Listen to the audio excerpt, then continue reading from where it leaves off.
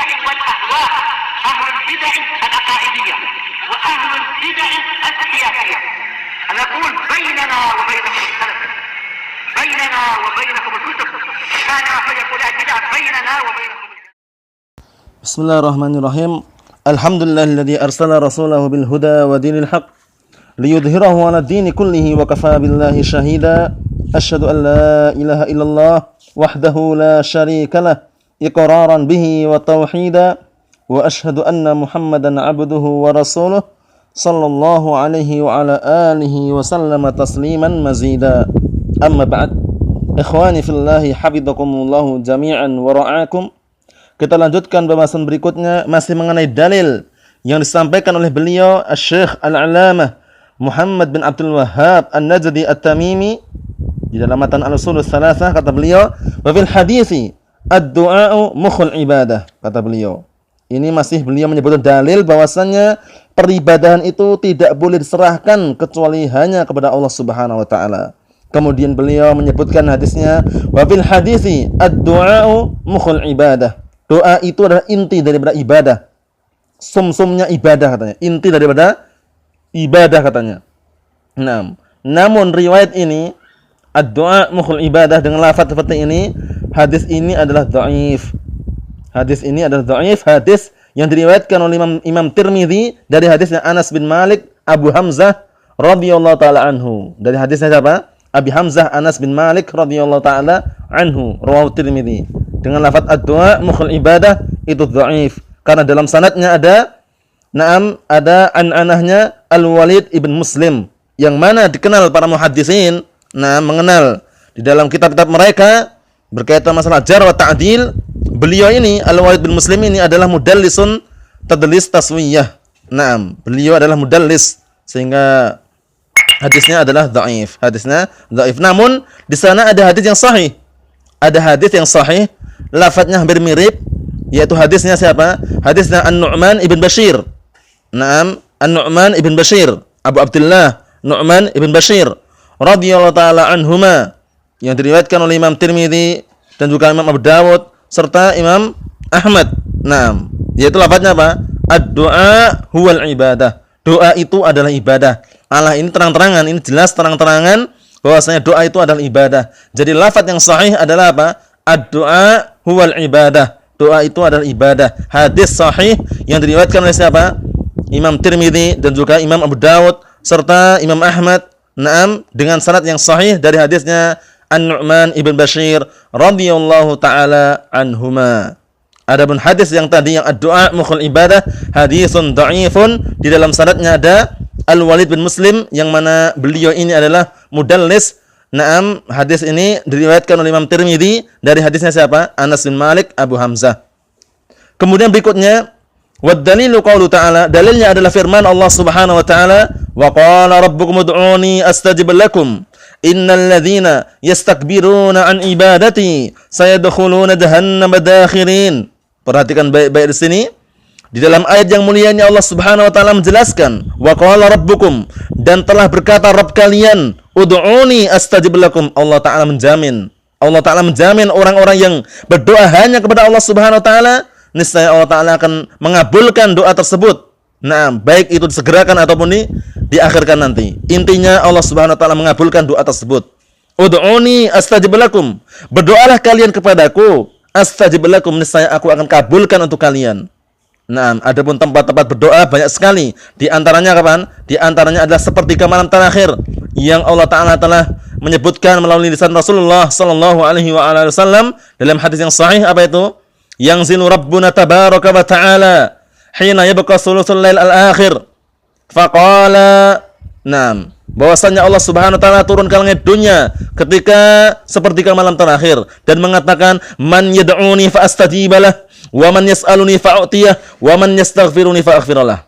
Allah taala memberikan 3 jaminan, mengatakan bahwasanya barang siapa yang berdoa kepadaku, aku kabulkan untuknya, dan barang siapa yang minta kepadaku, aku beri dia. Kemudian barang siapa yang beristighfar, meminta ampun kepadaku, aku ampuni dia. Sepertiga malam terakhir. Kemudian juga antara adzan wal iqamah, antara adzan dan iqamah, orang habis adzan salat 2 rakaat contohnya, kemudian dia duduk sambil menunggu imam berdoa. Itu termasuk tempat-tempat juga dikabulkan doanya. Namun perlu diingat, ketika seorang berdoa itu jangan tergesa-gesa dalam berdoa. Maksudnya adalah dia tidak sabar dalam berdoa. Sekali, 2 kali, 3 kali, 4 kali belum dikabulkan, jangan putus asa, terus berdoa kepada Allah Subhanahu wa taala. Karena istijal, yaitu tergesa-gesa dan mengatakan, aku sudah berdoa seperti ini, aku sudah meminta seperti ini, tapi kenapa sih Allah taala tidak mengabulkan doaku? Ucapan seperti ini bahaya. Karena ini dinamakan dengan istijal, sebagaimana dalam hadis yang sahih, hadis Abi Hurairah radhiyallahu taala anhu, bahwasanya Rasulullah menyebutkan bahwasanya senantiasa Allah Subhanahu wa taala itu mengabulkan doanya seorang hamba malam yasta'jil. Naam, senantiasa Allah taala mengabulkan doanya seorang hamba malam yasta'jil, selama orang itu atau hamba tersebut tidak tergesa-gesa. Kemudian sebagian para sahabat bertanya, "Wa man istijal ya Rasulullah?" "Wa man istijal ya Rasulullah?" Apa itu tergesa-gesa wahai Rasulullah? Orang berdoa kok tergesa-gesa. Apa itu? Kata Rasulullah, yaqul qad da'utu kadza wa qad da'utu kadza falam ara yastajibu li.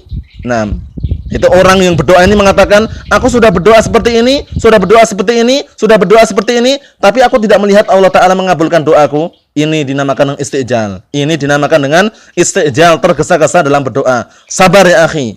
Ketika berdoa harus sabar, karena Allah taala insyaallah taala tidak akan menyelisih janjinya bahwasanya Allah taala akan mengabulkan doa tersebut selama doa tersebut dalam kebaikan. Bahkan, kemudian doanya orang zalim dikabulkan juga. Wattaqi da'watal madlum. Ya, doanya orang yang terzalimi, bukan orang zalim ya. Doanya orang yang terzalimi. Doanya orang yang terzalimi dikabulkan. Doanya yang terzalimi dikabulkan sebagaimana dalam hadis yang sahih, wattaqi da'watal madlum fa innahu laisa bainahu wa bainallahi hijab. Laisa bainaha wa bainallahi hijab. Berhati-hatilah kalian dengan dakwahnya, yaitu dengan doanya orang-orang yang madlum atau dengan doanya orang yang terzalimi. Karena sesungguhnya tidak ada penghalang antara doa tersebut dengan Allah Subhanahu wa taala. Tidak ada penghalang. Jadi hati-hati. Kemudian ketika berdoa juga jangan sekali-kali orang tersebut termasuk orang-orang yang tidak dikabulkan doanya karena ada penghalang yang ada pada dirinya, seperti makan dari yang haram, kemudian berpakaian dari pakaian yang haram, minum dari minuman yang haram, maka seperti ini tidak dikabulkan. Sebagaimana dalam hadis yang sahih, dalam hadis Arba'in Nawawiyah, yaitu hadis Abi Hurairah radhiyallahu anhu, bahwasanya suatu ketika ada orang yang berdoa mengangkat tangannya ke arah langit dalam keadaan apa? Wa mat'umuhu haramun, wa mashrabuhu haramun, wa malbasuhu haramun, wa ghudhiya bil haram, fa anna yustajabu lidzalik.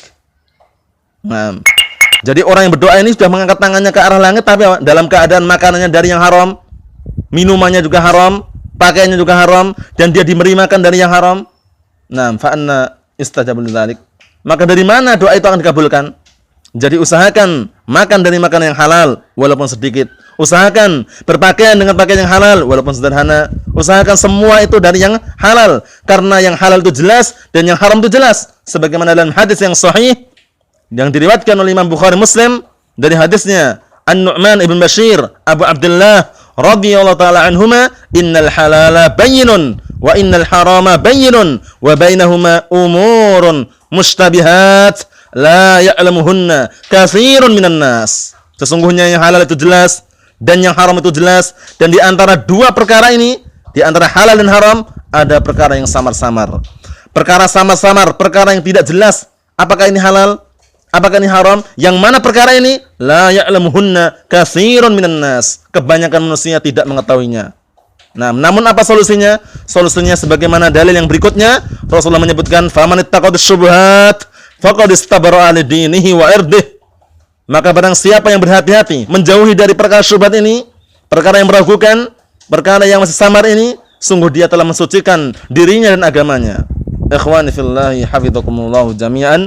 Jadi di dalam berdoa ada penghalang-penghalang, ada juga faktor-faktor yang untuk seorang itu bisa dikabulkan doanya, sehingga jangan sampai kita termasuk orang yang senantiasa berdoa lailan wa naharan, sirran wa jiharan, berdoa siang dan malam, terang-terangan, tersembunyi, dengan pelan, namun tidak ada faedahnya ketika di dalam berdoa tersebut ada beberapa mawani', perkara-perkara yang menghalang-halangi untuk tidak bisa dikabulkan doanya.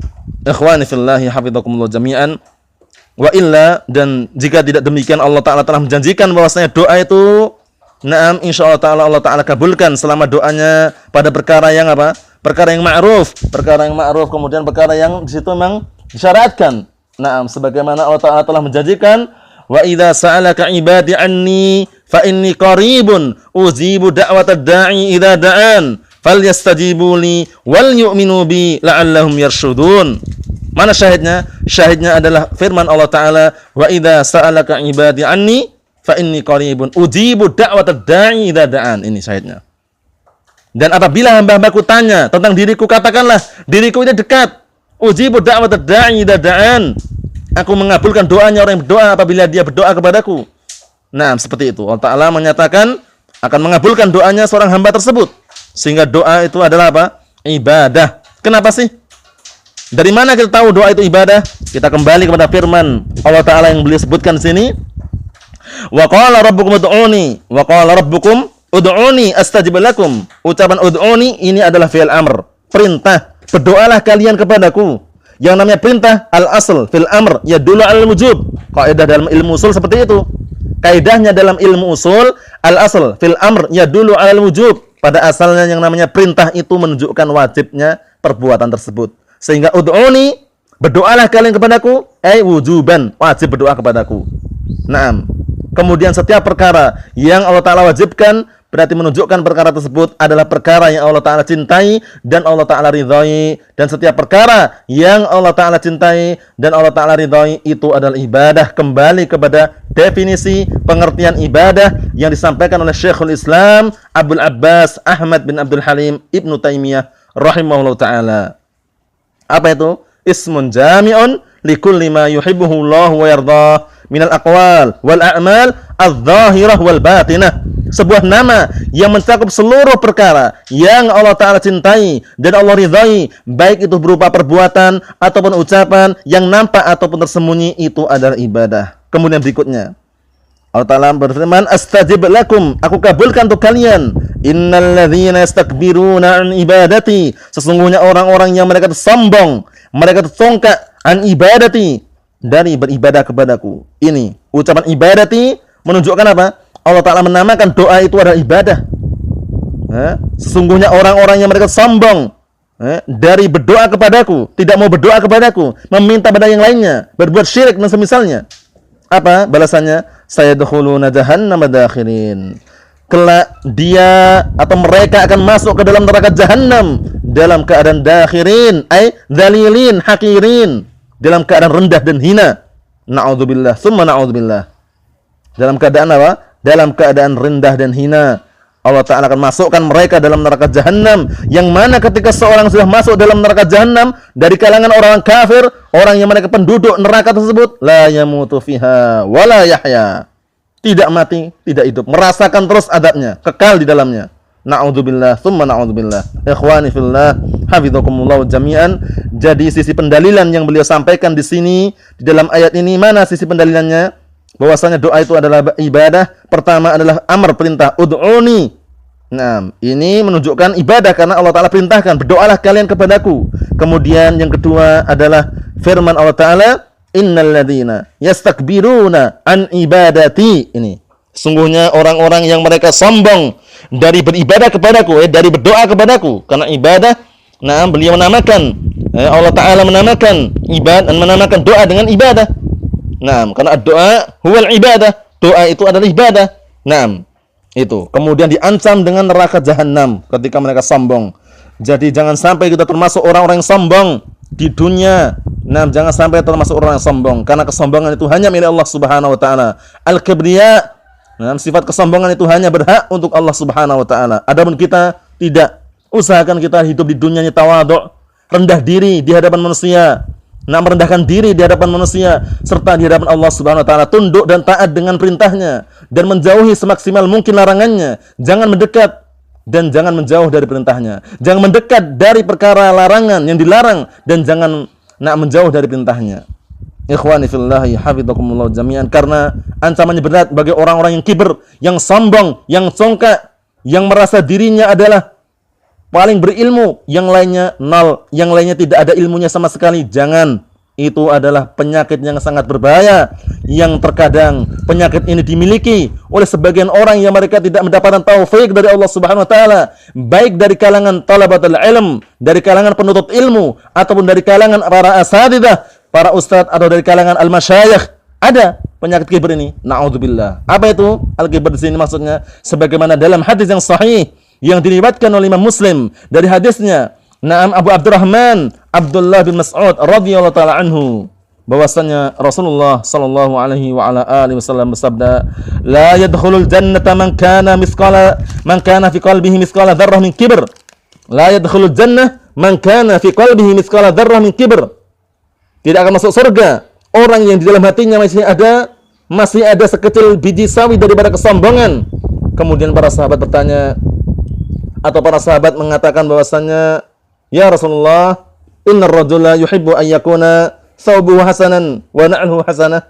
Wahai Rasulullah, ini ada orang, jika pakaiannya bagus, dia senang jika pakaiannya itu bagus. Dia senang jika sandalnya itu bagus. Jadi waktu itu sempat disangka ya, sempat mereka menyangka bahwasanya kibr itu, sombong itu yang pakaiannya bagus, yang sandalnya bagus, yang sandalnya rapi, pakaiannya rapi. Tapi Rasulullah membantah, bukan itu yang diinginkan kibr itu. Rasulullah mengatakan bahwa innallaha jamilun yuhibbul jamal. Sesungguhnya Allah Ta'ala itu indah dan menyukai keindahan. Namun apa itu kibr? Al-kibru, kata Rasulullah, batarul haqqi wa ghamtun nas. Kibr itu adalah menolak kebenaran dan merendahkan manusia. Sudah tahu kebenaran di hadapannya, dia tolak. Sudah tahu bahwasanya yang menasihati itu adalah benar, dia remehkan. Ini orang baru kemarin ngaji, ini anak baru kemarin, ini orang bukan ustaz saja nasihati ana, ini bukan syekh saja menasihati ana. Jangan seperti itu. Bukan syekh, bukan ustaz, bukan anak kecil, bukan orang besar. Selama itu kebenaran, harus kita benarkan. Selama itu al-haq, harus kita terima. Buktinya apa? Buktinya, Abu Hurairah radhiyallahu anhu ketika diperintahkan oleh Rasulullah SAW menjaga sedekah, kemudian diganggu oleh syaitan. Kemudian diajari oleh syaitan kebenaran yang diajarkan oleh syaitan itu. Barang siapa yang baca surat ayat Al-Kursi, malam harinya, kemudian niscaya Allah Ta'ala akan memberikan perlindungan, penjagaan pada orang tersebut hingga dia datang di pagi hari. Maksudnya hingga dia itu bangun di pagi hari. Kemudian kata Rasulullah, sadaqaka wa huwa kadzub. Benar. Jadi ucapan syaitan tadi yang disampaikan padamu itu benar, tapi dia sendiri, itu syaitan sendiri adalah kadzub, pendusta. Pendusta ya. Menunjukkan bahwasanya apa? Bahwasanya al-haqqu ahaqqu ayyutaba. Al-haqqu ahaqqu ayyutaba. Bahwasanya kebenaran itu lebih berhak untuk diikuti. Ikhwani fillahi hafizakumullah jami'an.